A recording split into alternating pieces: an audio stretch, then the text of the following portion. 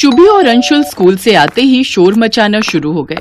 Mummy mummy जल्दी से AC on करो, आज स्कूल में बहुत गर्मी थी, इतने पसीने आ रहे थे कि कुछ पूछो ही मत।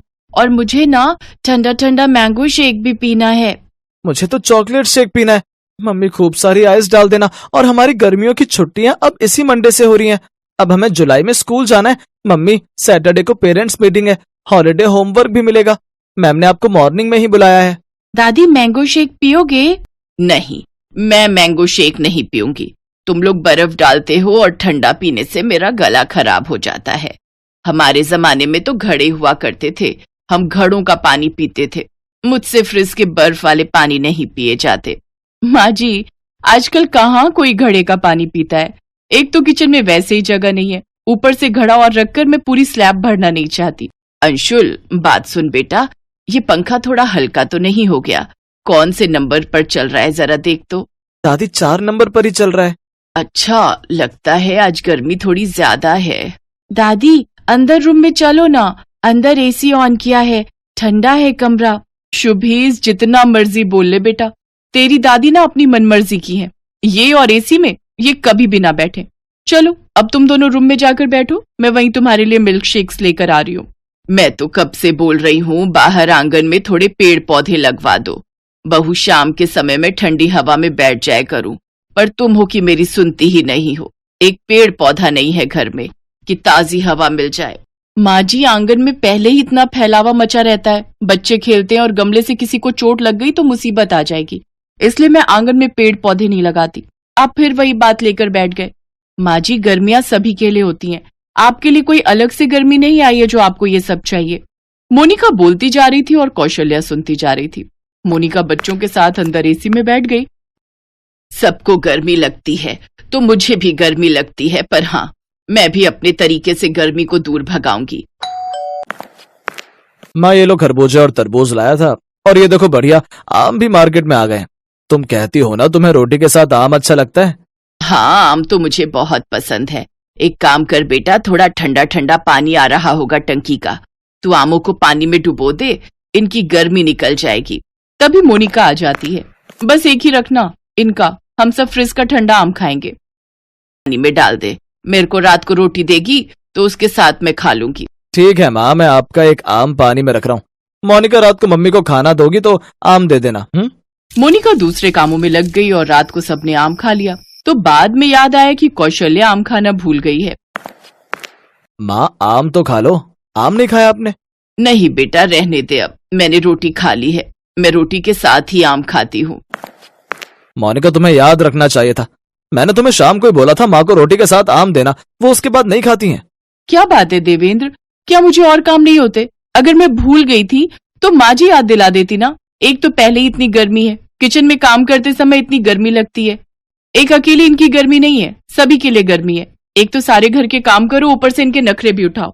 बहू, मैंने तुम्हें आवाज लगाई थी, तुम कमरे में थी, मैं रसोई में खुद लेने गई थी आम, पर रसोई में कहीं भी नहीं मिला। सॉरी दादी, वो पानी वाला आम तो मैंने फ्रिज में रख दिया था, मुझे लगा मम्मी बाहर भूल गई है। कोई बात नहीं बेटा, मैं कल खा लूंगी। उस दिन तो सब सो गए। अगले दिन शुभी और अंशुल की पेरेंट्स मीटिंग थी, इसलिए मोनिका बच्चों के साथ स्कूल चली जाती है। पर मीटिंग के बाद जब वो लौटती है तो घर के बाहर ताला लगा था।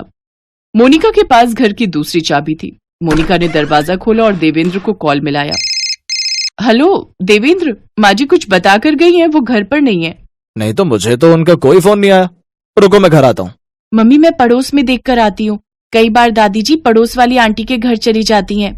मम्मी, मैं उनको सामने वाले पार्क में देखता हूँ। इतनी गर्मी है, दोपहर का टाइम है, ऐसे तो माँ जी कभी भी नहीं जाती हैं। उन्हें तो बहुत गर्मी लगती है, वो तो पंखे की ठंडी हवा में बैठी रहती हैं। पता नहीं कहाँ चली गई है, मुझे तो बहुत चिंता हो रही है। मोनिका, कुछ पता चला माँ कहाँ गई है? नहीं देवेंद्र, कहीं पता नहीं चल रहा है। शुभी अंशुल पड़ोस में गए हैं। मम्मी, दादी पार्क में भी नहीं है, दादी कहीं भी नहीं दिखाई दे रही।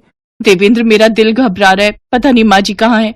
कहीं कल रात आम की बात पर नाराज तो नहीं हो गई? नहीं, ऐसा कुछ नहीं है, चलो कहीं देखते हैं। शुभी अंशुल, ये मेरा मोबाइल फोन रख लो, दादी आए तो मुझे बता देना। देवेंद्र और मोनिका बाइक पर कौशल्या को ढूंढने के लिए चले जाते हैं। इधर उधर ढूंढने के बाद भी कौशल्या का कहीं पता नहीं चलता। मोनिका की आंखों में आंसू आ जाते हैं। देवेंद्र और मोनिका काफी देर ढूंढने के बाद घर लौट आते हैं। देवेंद्र, दोपहर के 3 बज रहे हैं। इतनी गर्मी और धूप में माँ जी इतनी देर कभी बाहर नहीं रहती। मुझे लगता है हमें पुलिस में खबर करनी चाहिए। मम्मी, दादी आ गई। क्या? माँ जी आ गई? बस बस भैया, रिक्शा यहीं रोक दे और ये बड़ा मटका उठाकर मुझे अंदर तक छोड़ दे। लाओ भैया, मुझे दे दो। क्या भैया, इतनी गर्मी में माता जी धूप में घूम रही थी, वो तो मैं रिक्शा लेकर घर जा रहा था तो मैंने देख लिया और अपने रिक्शे पर बैठा लिया। धन्यवाद भैया, ये लो आपके पैसे। माँ, आप कहाँ चली गई थी? आपको पता है हम आपके लिए कितना परेशान हो रहे थे। मैं कहाँ गई थी, मैं अपनी गर्मी दूर करने का सामान लेने गई थी। अब मुझे मटके का पानी पीना है तो मैंने सोचा मैं खुद ही मटका खरीद लाऊं और साथ में कुछ गमले और पेड़ पौधे खरीद कर लाई हूँ। अब मैं आंगन में बगीचा बनाकर वहीं आराम से बैठा करूंगी। मुझसे गर्मी बर्दाश्त नहीं होती। मोनिका झट से अपनी सास को गले लगा लेती है और खूब रोती है। माँ जी, आपको जो करना है आप कीजिए। ये आपका घर है, पर आप बिना बताए अब कहीं मत जाना। मेरी तो जान ही निकल गई थी। कितनी धूप और गर्मी में न जाने आप कहाँ चले गए हो। मैं तो बहुत बुरे बुरे ख्याल मन में बिठा रही थी। अरे अरे पागल, ऐसे रोते हैं क्या? मेरी अच्छी बहू। मोनिका की जान में जान आ जाती है।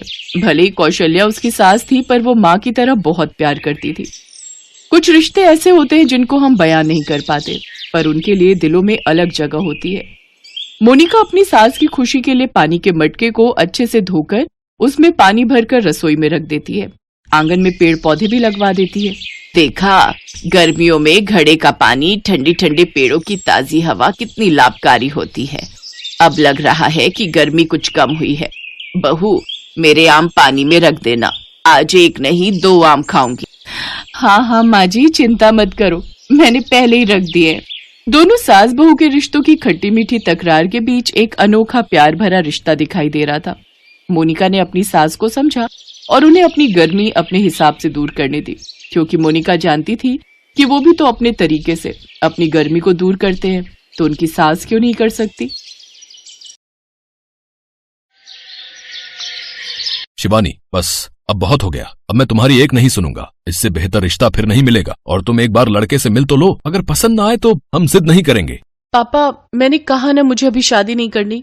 अभी नहीं करने का क्या मतलब है बेटा? शादी के लिए यही सही उम्र होती है। अगर तुझे कोई लड़का पसंद है तो बोलना। हम नहीं माँ, ऐसी कोई बात नहीं है। अब अच्छा ठीक है, मुझे अपना प्रोजेक्ट पूरा करके आने दीजिए, फिर मिल लूंगी मैं जिससे भी आप कहेंगे। ये है शिवानी, जो अपने माता पिता की इकलौती बेटी है और शहर में बड़े ठाट बाट से रहती है। शिवानी के माँ बाप उसकी शादी करना चाहते हैं, लेकिन शिवानी इसके लिए तैयार नहीं है। वो बात को टालकर अपने कॉलेज प्रोजेक्ट के लिए निकल जाती है, जिसके लिए उसे अपनी टीम के साथ कुछ दिन एक पिछड़े गाँव में बिताने थे। वो जिस गांव में थी वहां बस कुछ दिन पहले ही बिजली की सप्लाई शुरू हुई थी। यही वजह थी कि यहाँ के लोग शहर के ऐशो आराम से पूरी तरह अनजान थे। भले ही इस गांव में शहर के ऐशो आराम ना हो, लेकिन फिर भी यहाँ कितना सुकून है। यहाँ की हवा से लेकर यहाँ के लोग कितने अच्छे हैं ना। सही बोला तूने, सच में शहर के शोर शराबे से दूर कितना अच्छा लग रहा है यहाँ। शिवानी और उसकी दोस्त बातें कर ही रही थी कि तभी शिवानी की नजर खेत में काम कर रहे एक लड़के पर पड़ी। अंजलि, उधर उधर देख तो जरा। ओह वाह, क्या बॉडी है उसकी, और मसल्स तो देख इसकी। ऐसी बॉडी तो कई साल जिम करने के बाद भी नहीं बना पाते शहर के लड़के। चल ना, बात करते हैं। अब नहीं, रहने देना। जिस लड़के के बारे में शिवानी और उसकी सहेली अंजलि बातें कर रही थी, वो था इसी गांव का रहने वाला राघव, जो वाकई देखने में बहुत ही अच्छा था। उसकी कद काठी ऐसी थी कि कोई भी लड़की पहली ही नजर में उसे अपना दिल दे बैठे, और ऐसा ही हुआ था शिवानी के साथ। अंजलि के जोर देने पर वो भी उसके साथ राघव से बात करने पहुंची और फिर एक्सक्यूज मी, हाय, मेरा नाम अंजलि है और ये शिवानी। जी नमस्ते, हम राघव। बताओ क्या समस्या है? समस्या तो कुछ नहीं है, वो असल में शहर से जो टीम आई है ना, हम उसी के साथ आए हैं। आपका गांव घूमना चाहते हैं, आप घुमाएंगे हमें प्लीज? माफ कीजिए मैडम, हमें बहुत काम है, आप किसी और से पूछ लो। इतना कहकर राघव वापस अपने काम पर लग गया और शिवानी वहीं खड़ी उसे काफी देर तक देखती रही। उसे राघव पसंद आ गया था। उसके बाद वो हर दिन राघव को ढूंढी लेती और किसी न किसी बहाने से उससे बातें करने की कोशिश करती। राघव को भी जल्दी ही शिवानी के दिल का हाल समझ आ गया और फिर, देखो राघव, तुम चाहे जो कहो, मैंने तय कर लिया है, मैं अगर शादी करूंगी तो सिर्फ तुमसे। लेकिन मैडम, हम शहर नहीं आ सकते, यहाँ हमारा भरा पूरा परिवार है, हमको नहीं छोड़ सकते, चाहे जो हो जाए। तो तुमसे शहर आने को बोल ही कौन रहा है? और वैसे भी शादी के बाद लड़कियां ससुराल आकर रहती हैं, लड़के नहीं। मुझे तुम और तुम्हारा ये गांव बहुत भाग्य है। राघव प्लीज मुझसे शादी कर लो, मैं यहाँ तुम्हारे साथ खुशी खुशी रहूंगी। शिवानी की ये बात राघव के दिल पर जा लगी। सच तो ये था कि उसे भी शिवानी पसंद थी, लेकिन अब जब शिवानी उसके खातिर शहर छोड़कर गांव में रहने को भी तैयार थी तो उससे भी ना नहीं बोला गया। शिवानी ने गांव से लौटकर अपने घर वालों को राघव के बारे में बताया। फिर काफी नानुकुर के बाद आखिरकार शिवानी के माता पिता को झुकना ही पड़ा और इस तरह शिवानी और राघव की शादी की तैयारियां शुरू हो गई। पापा, एसी बुक करने की कोई जरूरत नहीं है। वहाँ गांव में अभी लाइट के कनेक्शंस हुए हैं तो वोल्टेज इतने नहीं आते कि एसी चल सके। आप ऐसा कीजिए, एक अच्छा सा कूलर ही खरीद दीजिए, बस वही काफी होगा। और वैसे भी गांव में शहर से कम गर्मी होती है तो वहाँ कूलर ही बहुत है। शिवानी जानती थी कि गांव में उसकी जिंदगी आसान नहीं होगी, लेकिन फिर भी राघव के लिए वो अपने सारे ऐशो आराम छोड़ने को तैयार थी। जल्द ही शिवानी और राघव की शादी हो गई और शिवानी के साथ उसका कूलर भी उसके ससुराल आ गया। अरे ये का बला है भाई, देखो तो पहले कभी नहीं देखे। ईऊ हवा देबे वाला मशीन है बाबा, बिजली से चलत है यो। राघव का बड़ा परिवार था। उसके माता पिता, चाचा चाची और उसकी छोटी बहन सब साथ ही रहते थे। और फिर एक दिन, सुनो ना, अब काफी गर्मी होने लगी है, आप ये कूलर का कनेक्शन कर दो ना। हाँ, बस एक बार हम घर में बत्ती से कनेक्शन करवा ली हैं, तभी कूलर चल पाया है तुम्हार। अब ठीक है, कोई बात नहीं। अगले ही दिन राघव अपने घर में लाइट का कनेक्शन करवा लेता है और फिर बारी आती है कूलर को बिजली से जोड़ने की। राघव कूलर का कनेक्शन करने जा ही रहा होता है कि तभी उसकी माँ आकर उससे कहती है, अरे लल्ला, जो का कर रहे हो तुम? मायो कूलर को कनेक्शन कर रहा है। और का कनेक्शन जो का होता है? का कोई खाने की चीज है का? ना मेरी अम्मा, कनेक्शन को मतलब है कि हम जा कूलर को बत्ती से जोड़ के चलान जा रहे। अच्छा लल्ला, जो कूलर वही तो है जो गर्मी में ठंडी लाई दी है। हाँ अम्मा, यो भैया। अरे अरे सबे लोग सुनो, हम आओ लल्ला, कूलर चलाने जा रहे हो, सब लोग आओ, जल्दी आओ रे। इसके बाद घर के सभी लोग घर के आंगन में आ जाते हैं और पास में शिवानी कूलर को लेकर सभी लोगों का उत्साह देखकर हंसे जा रही थी। सब लोग कूलर को ऐसे देख रहे थे जैसे कोई अजूबा देख लिया हो। कोई खुशी से नाच रहा था तो कोई टकटकी लगाए बस कूलर को ही देखे जा रहा था। राघव के माता पिता तो कूलर के आगे झुककर उसे प्रणाम भी करने लगे थे। ए कूलर महाराज, अब आप हमें चला के दिखाए दे, बड़ी कृपा होएगी। अरे बाबूजी, ये कोई इंसान या देवता नहीं है, ये तो बस एक मशीन है। अभी देखिए, बिजली से कनेक्शन होते ही ये चल पड़ेगा और फिर देगा इस गर्मी में ठंडी का एहसास। अरे भाभी, जो गर्मी में ठंडी ला दे वो देवता से कम थोड़े है। काय अम्मा, सही बोले ना हम? हाँ बेटी, तुमने बिल्कुल सही कही। और वैसे भी घर में कछु नया काम पूजा पाठ से ही होना चाहिए। जो तुम ऐसा करो, जाके आरती की थाली सजा लाओ।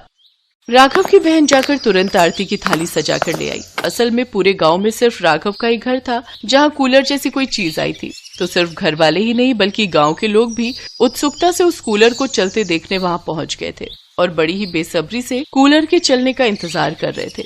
राघव की माँ ने बड़ी ही श्रद्धा से कूलर की पूजा की, उसकी आरती उतारी और फिर राघव जैसे ही कूलर के स्विच को ऑन करने के लिए आगे बढ़ा तो उसके पिता ने उसे रोकते हुए कहा, अरे थोड़ा रुक जा राघव, सब लोग आए के कूलर देवता के पाए छू लो भैया, उसके बाद ही ये चालू होएगो। इतना सुनकर वहाँ मौजूद सभी लोग बारी बारी से कूलर के पैर छूने के लिए आने लगते हैं और ये देखकर तो शिवानी की हंसी नहीं रुक रही थी, लेकिन किसी को बुरा न लगे इसके लिए वो सबसे मुंह छिपाकर हंस रही थी। फिर जब सभी लोगों ने कूलर को झुककर प्रणाम कर लिया तब जाकर आखिरकार राघव ने कूलर का प्लग लगाकर उसका स्विच ऑन किया, लेकिन ये क्या, कूलर तो चला ही नहीं है। जो का भयो, जो चल का नहीं रहो। हाय मोरे राम, जो तो बड़े अपसगुन हो गए हो। जरूर कूलर देवता हमसे नाराज हुई गए हैं। बताओ यहाँ कौन है जो कौन गलत काम करके आओ है, बताओ जल्दी। उसकी वजह से ही कूलर देवता नाराज भये हैं। अरे चाची जी, ऐसा कुछ भी नहीं है, वो देखिए बस लाइट चली गई है इसीलिए कूलर नहीं चल रहा है। अच्छा, तो अब हम क्या करिए बहू? करना क्या है, थोड़ा सा बस इंतजार कीजिए, जैसे ही लाइट आएगी तो ये कूलर खुद ब खुद ही चलने लगेगा। शिवानी के ऐसा कहने के बाद पूरा परिवार और गांव के लोग भी कूलर को घूरने लगे। कोई वहां से हिलने को भी तैयार नहीं था क्योंकि हर कोई बस एक बार उस कूलर को चलते हुए देखना चाहता था और उसकी ठंडी हवा को महसूस करना चाहता था। काफी घंटों के बाद सबका ये इंतजार आखिरकार खत्म हुआ जब बिजली आ गई। बिजली के आते ही कूलर तेज आवाज के साथ चल उठा और कूलर को चलते देख सभी लोग पहले तो चौंके, लेकिन फिर उसकी ठंडी हवा को महसूस कर खुशी से नाचने लगे। सबको इतना खुश देखकर शिवानी को भी खुशी हुई। भले ही उसका ससुराल गरीब और पिछड़ा हुआ था, लेकिन एक छोटी सी चीज में खुशियाँ कैसे ढूंढनी है ये शिवानी ने यहीं आकर सीखा था। उसने मन ही मन ठान लिया था कि वो अब राघव के साथ मिलकर न सिर्फ अपने ससुराल बल्कि पूरे गांव को ऐसी कई खुशियाँ लाकर देगी।